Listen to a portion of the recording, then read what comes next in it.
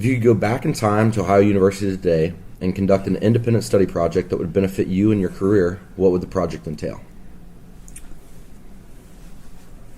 I would look at the opportunity to learn more about research, specifically consumer research. Plays a huge part in speaking with companies that are selling directly to the consumer. And the more that I can learn about the mindset going into their planning for promotion, sponsorship, activation, it would allow me to write and present more effectively solutions to their challenges. Okay. What's the one piece of career advice you would provide a young man or woman looking to break into the sports business today? I would suggest that they do not expect to be given anything. A good leader or a mentor or a manager that they are going to be working with will hopefully give them opportunity. And when they perform, they'll be given more and more opportunity.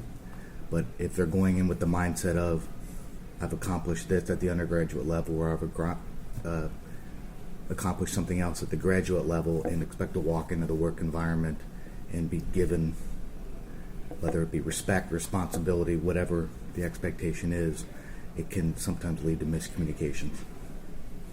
Speaking to the entitlement generation, right? Okay. Can you speak some on the value of networking and what role it has played in where you are today? Any success that I've had to date, I would directly contribute to networking.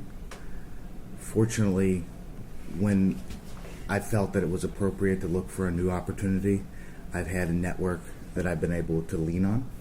But it's not a network that I was reaching out to for the first time. I believe one of the biggest mistakes that someone can make when it in regards to networking is they're only reaching out to their so-called network when they need something. And not only just a job, it could be, I need tickets, I need a free hotel room, the list can go on and on.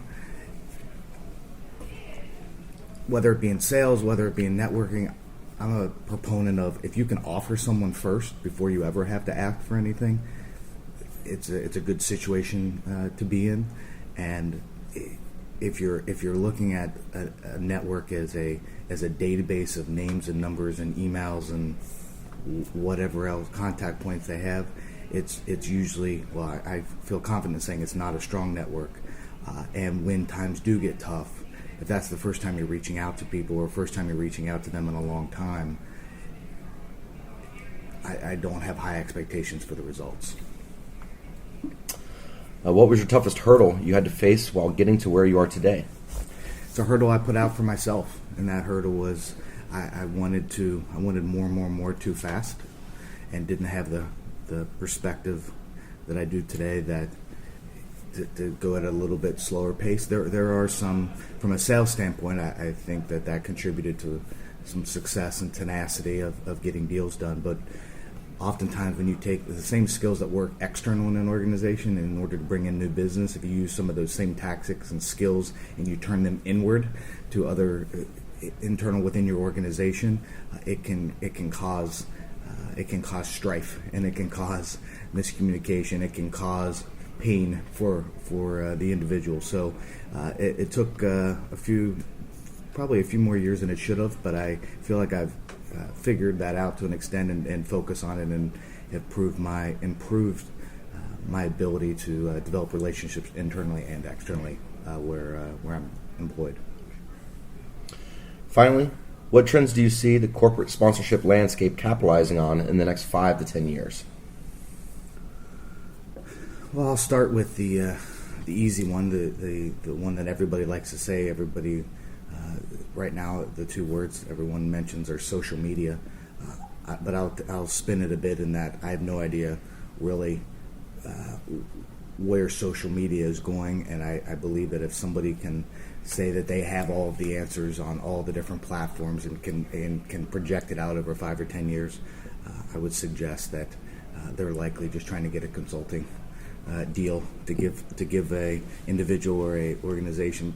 There are a lot of smart people that are on it, that are coming up with good ideas, but I don't think there's a overall solution at this point. So that's the first part. Part B, I would say the investment for sponsorship. A lot of companies aren't just looking.